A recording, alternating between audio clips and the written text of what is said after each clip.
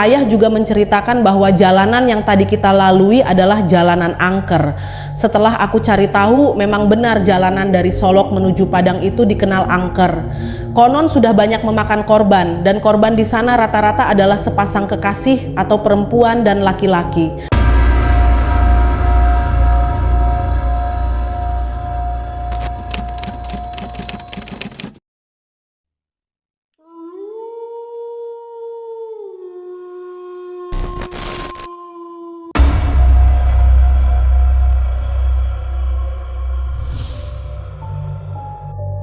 Halo guys, selamat datang di Minang Misteri. Di video kali ini kami akan membawa kalian ke dalam sebuah perjalanan yang penuh ketegangan dan misteri. Bersiaplah untuk mendengarkan kisah nyata perjalanan mencekam di jalur angker Solok Padang. Sebuah cerita horor yang ditulis oleh Elvin Kristo Iskandar. Duduklah dengan nyaman, matikan lampu, dan mari kita mulai petualangan menyeramkan ini bersama-sama. Tonton video ini sampai habis.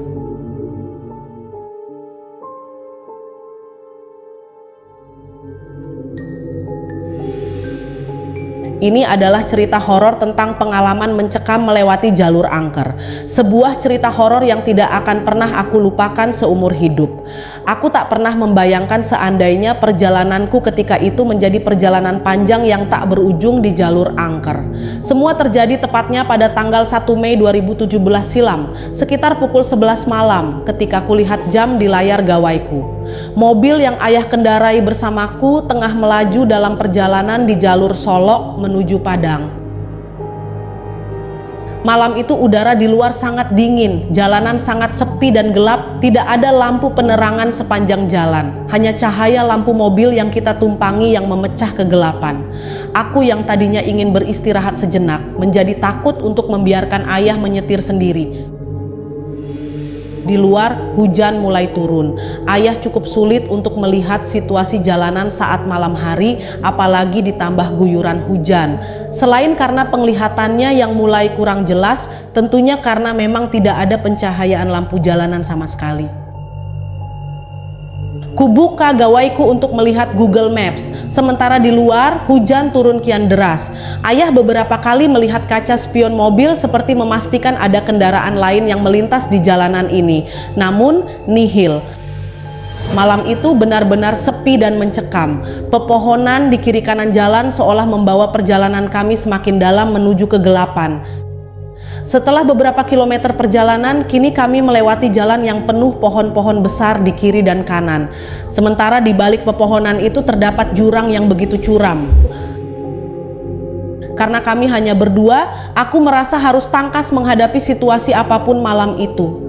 Ayah yang berulang kali mengeluh akibat rabun membuatku sedikit cemas.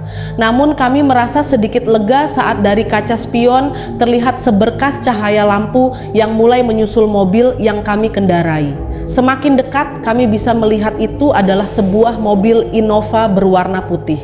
Entah dari mana mobil itu muncul, sebab dari awal aku bisa memastikan tidak ada kendaraan lain selain mobil ayah. Tiba-tiba mobil Innova putih itu menyalakan lampu yang sangat terang, membuat ayah sedikit terbantu untuk melihat jalanan di depan yang diselimuti kegelapan. Ayah memacu mobil mengikuti mobil itu yang menyalip kami. Selama 10 menit kami mengikuti, aku merasakan sesuatu yang aneh.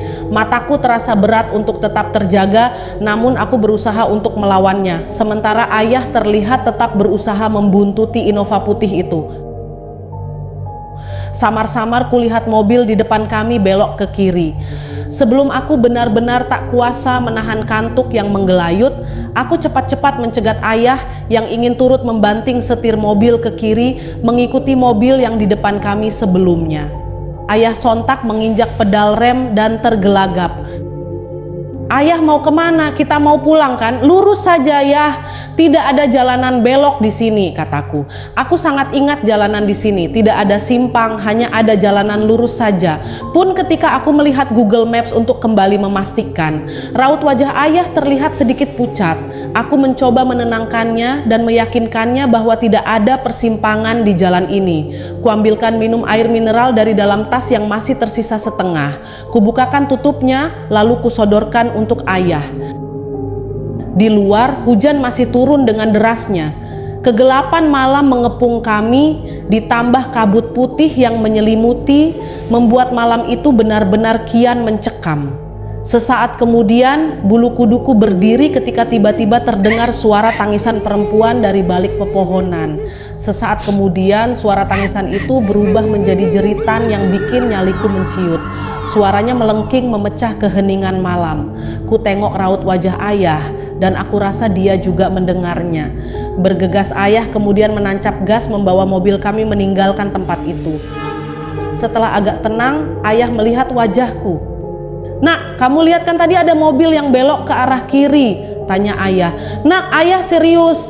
Ayah cuma mau memastikan kalau mobil Innova itu ke arah kiri," lanjut ayah. Aku menganggukkan kepala. Ku pandangi raut wajah ayah yang tadinya santai, kini berubah menjadi gelisah dan takut. Tidak seperti biasanya dia bersikap seperti ini. "Kenapa ya?" tanyaku balik. Ayah mengelus dada. Suasana hening sejenak. Udara di dalam mobil terasa gerah sekalipun pendingin tetap menyala. Suara jeritan perempuan yang masih terngiang memacu detak jantungku hingga tubuhku terasa panas dingin. "Jalanan di sini angker," kata ayah setelah beberapa saat diam. "Di sebelah kiri kita tadi itu jurang. Ayah tahu itu. Tapi ayah tidak tahu kenapa ingin mengikuti mobil itu. Ayah merasa seperti setengah tidak sadar. Jika kamu tidak menghentikan ayah, mungkin kita sudah di alam yang berbeda saat ini, Nak," jelas ayah dengan nada yang sangat pelan. Sontak bulu tengkukku kembali berdiri setelah mendengarkan pernyataan ayah. Ya, walaupun aku sebenarnya sudah tahu karena aku hafal jalan ini, tetapi itu adalah pengalaman horor pertamaku. Aku belum pernah mengalami hal menyeramkan semacam ini sebelumnya.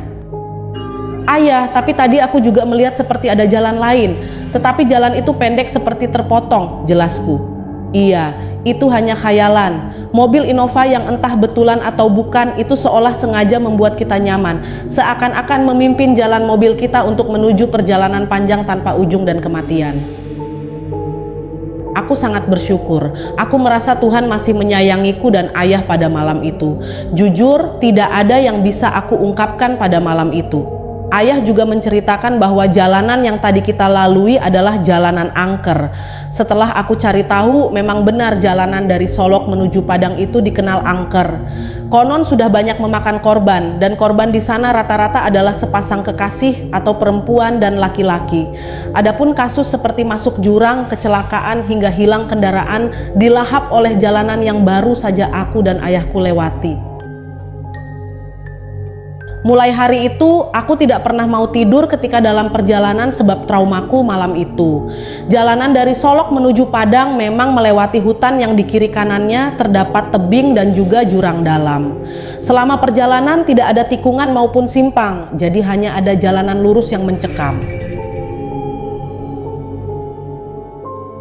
Dan itulah akhir dari kisah mencekam kami malam ini. Perjalanan mencekam di jalur angker Solok Padang yang ditulis oleh Elvin Kristo Iskandar adalah sebuah pengalaman yang menunjukkan betapa misterius dan menyeramkannya perjalanan di jalur tersebut. Dari cuaca yang tidak bersahabat, suasana jalan yang gelap dan sepi, hingga fenomena tak terduga yang menghantui perjalanan, semuanya menambah ketegangan dan rasa takut yang mendalam. Kisah ini mengingatkan kita untuk selalu waspada dan berhati-hati dalam setiap perjalanan, terutama di tempat-tempat yang dikenal angker. Kami harap kalian menikmati cerita ini dan merasakan ketegangan yang sama seperti yang dialami oleh Elvin dan ayahnya. Jangan lupa untuk selalu menemani kami di Minang Misteri untuk kisah-kisah seram lainnya. Terima kasih sudah menonton, sampai jumpa di video berikutnya. Dan tetaplah waspada di jalanan yang gelap dan sepi. Selamat malam dan selamat beristirahat.